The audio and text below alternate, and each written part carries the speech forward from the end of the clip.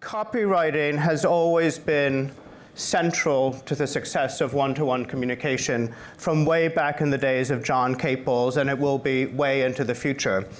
So when the community came to us and started surfacing the issues that we focused on tonight, we thought we should do something about it. And up to this point, we haven't really done anything. The campaign up till now has been about listening to the madmen and the mavens, listening to those of you who filled in the census, and listening to your comments tonight. And really, our overall objective is to harness the power of all of your voices and put them to work to change the mindset of clients. So someone said it earlier, which I really appreciate, because that is why you're all here today, because we're going to ask you to work on behalf of your profession, and ultimately by participating in the conversation to make a difference so that clients spend more money, give you more time, and appreciate your ideas and appreciate your words.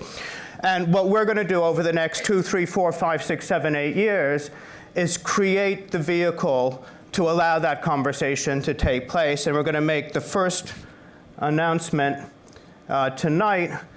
And again, thanks to someone in the audience who said it is about the future. What we're announcing tonight is the launch of the Future Writers Labs. And the Future Writers Labs are not about learning how to write copy.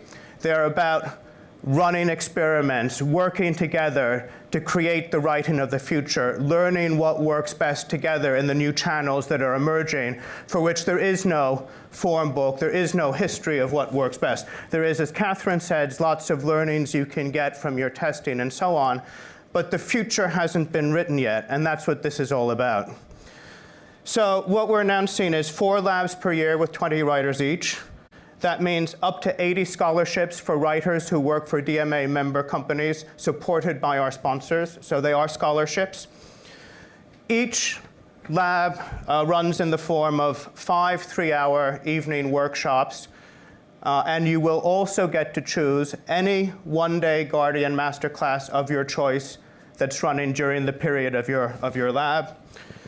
The course tutor is Debbie Bester, who Patrick talked about earlier, who not only is at An Abundance, but she also runs a company called the Reinvention Works, and one of the great moderators and teachers. And of course, Patrick very kindly is a guest tutor and was actually on Tuesday in Margaret Street at the DMA teaching one of the pilot sessions. And what really are the labs trying to achieve? Well, they're really trying to connect, enable, and inspire writers to grow and nurture the community, to reinstate the value of copywriting, and to experiment in the power of words. And what you're doing and what you're working on will be published as you go along through social media and so on, through a series of experiments that happen during the course of the workshops. So it really works like this. During the course of the 6 weeks, you'll be given a task to try to reach 1 million people on a brief of your own choosing and a subject and topic of your own choosing, and you'll keep working on that through the course of the 6 weeks. And then you'll have specific experiments in each session. So one-to-one versus one-to-one to millions. We call our discipline today one-to-one to millions communication, building on the heritage of Peppers and Rogers and the great one-to-one communication in history. Or art versus science, or storytelling versus selling. And here are some experiments that took place. There's a pilot lab underway, and they just finished their 2nd session. I was going to tell you about this, but I don't think I will. I think you'll have to come and discover. There are some people in the room who are on the pilot, so you might want to talk to them, or you might want to join and register. And again, a question, what does Play-Doh have to do with writing? Well, there's an experiment that concerns using your senses and selling a sense.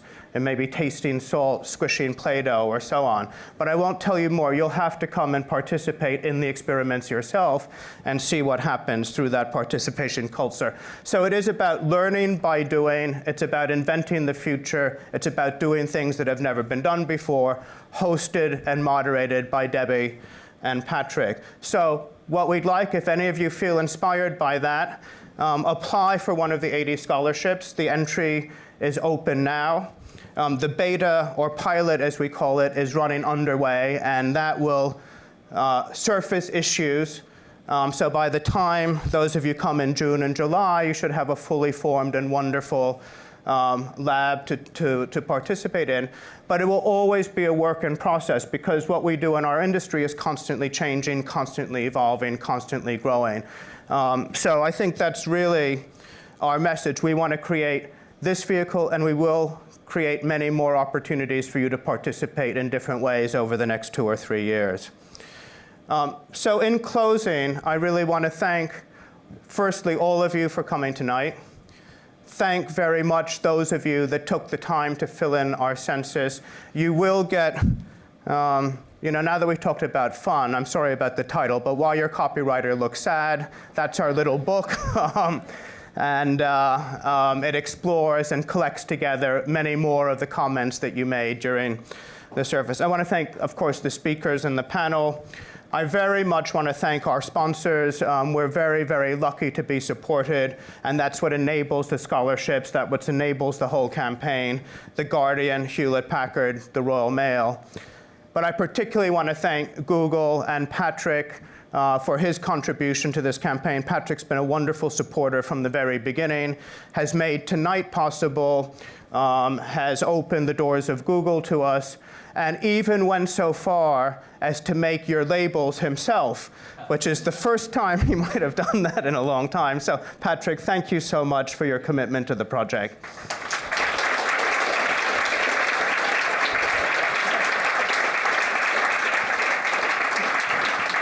Okay, so the only things left for you to do is to have some drinks and have some fun, as you asked, and pick up your book and have a look. And I think when you read it, you'll see we've had a little bit of fun with this census as well, and haven't taken it quite as seriously as it might have sounded.